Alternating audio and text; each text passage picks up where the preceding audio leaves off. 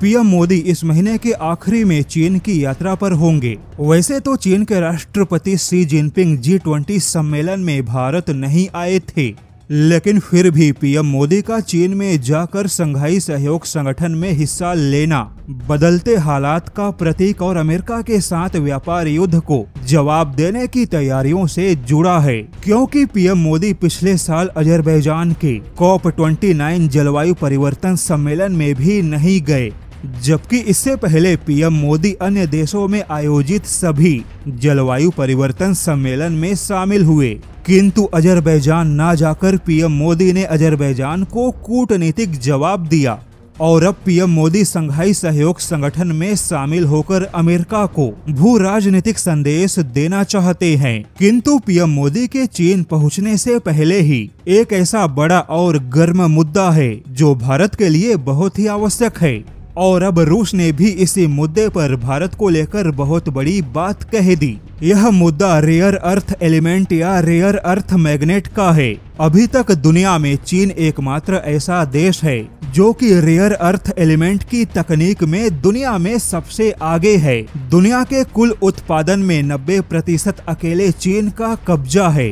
बता दें कि रेयर अर्थ एलिमेंट भारत के पास भी है, किंतु ऐसे जटिल एलिमेंट को शुद्ध करने की जो तकनीक है वह फिलहाल सीमित है, क्योंकि Bharat high refining alloy making या हाई पावर मैग्नेट फैब्रिकेशन में चीन से पीछे है। लेकिन एक सवाल है कि आखिर ऐसी तकनीक में भारत ने रूस का सहयोग क्यों नहीं लिया, और अब रूस ने इसी सवाल का जवाब दिया है।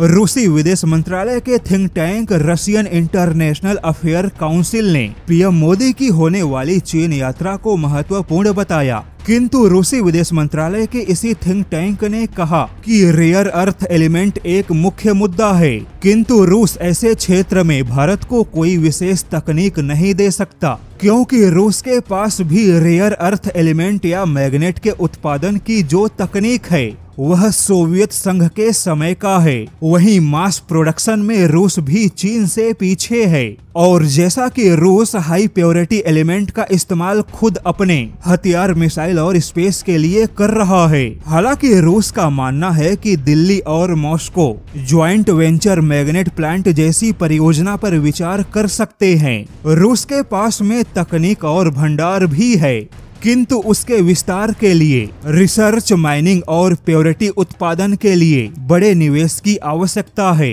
यानी कि रूस यहाँ पर भारत को सीधे रेयर अर्थ एलिमेंट या उसकी तकनीक नहीं दे सकता, क्योंकि इलेक्ट्रॉनिक सामान हो या हथियार, मिसाइल या स्पेस, इन सभी के लिए रेयर अर्थ एलिमेंट प्रोसेस की तकनीक अलग है। किंतु निवेश और सहयोग से रूस और भारत एक मजबूत लक्ष्य हासिल कर सकते हैं।